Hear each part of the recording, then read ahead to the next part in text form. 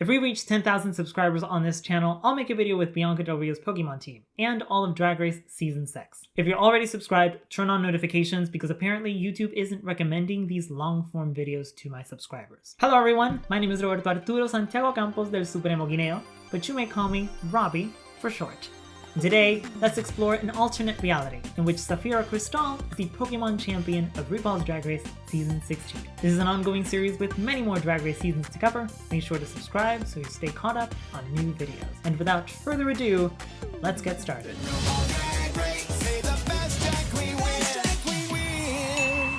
Follow me on Instagram and TikTok at Robby, R-O-B-B-Y, for short, to continue watching my short-form content, as this channel will be long-form only moving forward. Before we tackle Sapphira's team, we need to cover Nymphia's Elite Four team.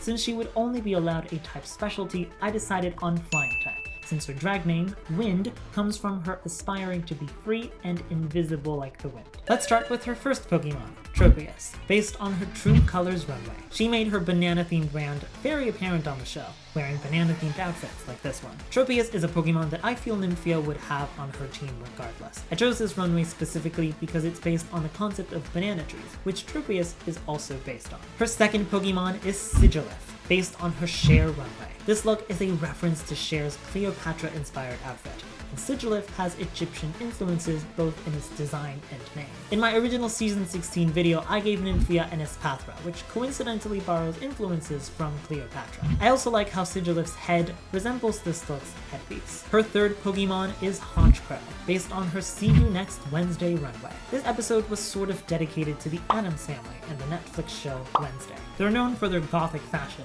and corvids such as crows and ravens are typically associated with the goth aesthetic. Nymphia also finds morbidity appealing, and the group of crows is referred to as a murder of crows. Her fourth Pokemon is Kilowattrel, based on her makeover look. These outfits were stylized as birds, with beaks that could be used as masks. Kilowattrel's signature ability is Wind Power, which powers up electric-type moves if it's hit by wind moves. Plus, a yellow Pokemon for a lover of the color yellow is just perfect. Her final Pokemon is Sylveon, based on her performance in the grand finale. Nymphia chose her drag name as it is the Japanese name for Sylveon. This Sylveon would have a flying Terra type, as her performance of Queen of Wind in the finale further cemented her specialty as a flying type trainer. Plus, the balloons of the flying Terra Jewel reference the balloons in her lip sync for the crown performance. Amazing job! You've beaten the Elite Four! Again! Now let's find out which Pokemon our champion from an alternate universe will face you with.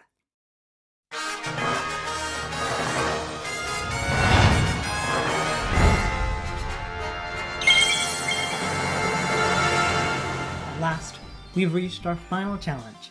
One more trainer to face before receiving the coveted title of Pokémon League Champion. Sapphira Cristál is a consummate professional, consistently dominating the competition with her jack-of-all-trades approach to drag. She is boundlessly charismatic and leads with solidarity, yet she will not hesitate to decimate any opponent she battles. Let's start with her first Pokemon, Lapras, based on her grand finale Eleganza runway, and build a team around it. Lapras is a smart and kind-hearted Pokemon, much like Sapphira, fittingly so as she was crowned one of this season's Miss Congeniality. It may sing an enchanted cry if it's in a good mood, according to its Pokédex entry from Pokémon Scarlet, and its Gigantamax form has a ring around its body that resembles a musical sheet. This look also reminds me of merfolk and sea creatures, which make me think of Lapras' shell. Her second Pokemon is Gourgeist, based on her Mother Goose runway. This amazing look is inspired by the nursery rhyme of Peter Peter Pumpkin Eater.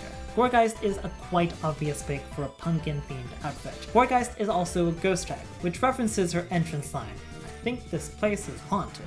Her third Pokemon is Corviknight, based on her Cher runway. I really enjoy how the feathers that extend from her shoulders and the bejeweled neckpiece make me think of Corviknight's metallic feathers. Corviknight is also a good competitive choice to have alongside Lapras for its capability to handle 3 of its weaknesses. Her fourth Pokemon is Volcarona, based on her flowers runway. This is arguably Sapphira's best look on the show. The orange petals resemble Volcarona's large wings, and the styled hair looks like the horns on Volcarona's head. Volcarona is a Pokemon commonly confused for a pseudo-legendary because of its exclusive encounter in the Pokemon Black and White games, but its high base stat total is definitely worthy of a spot in a champion team. Shout out to Alder, the former Nymphia League Champion. Her 5th Pokemon is Shiny Gliscor, based on her lip sync for the Crown performance. Competitively speaking, its ground typing deals with Lapras's electric type weakness. This shiny Pokemon is blue, which is her signature color. But to me, it also represents one of those random shiny encounters because why the heck did she have vampire teeth? Well, it's because badam badam is an onomatopoeia for a heart beating, and vampires feed off blood. This makes the choice of Gliscor, who is based on a bat, all the more perfect. Suffice to say that Sapphira Cristál is a genius. Her final Pokemon is Primarina, paired with her dollhouse look. Primarina is known for its signature Z move, Oceanic Operata, which fits perfectly with Sapphira's talent show performance, in which she sung a comedic opera number. I paired it with this look as a branding for this doll was the Grande Dame Diva Metropolitan Opera Edition. This Primarina would have a ghost terror type, which made me think of the Phantom of the Opera, and it's an unexpected strategy that helps it resist its poison type weakness. What do you think of these choices? I'm honestly quite proud. Let me know in the comments below, and subscribe for more Pokemon content coming your way. Thank you so much for watching, leave a like if you enjoyed this video, and as always, I appreciate you being here. Bye!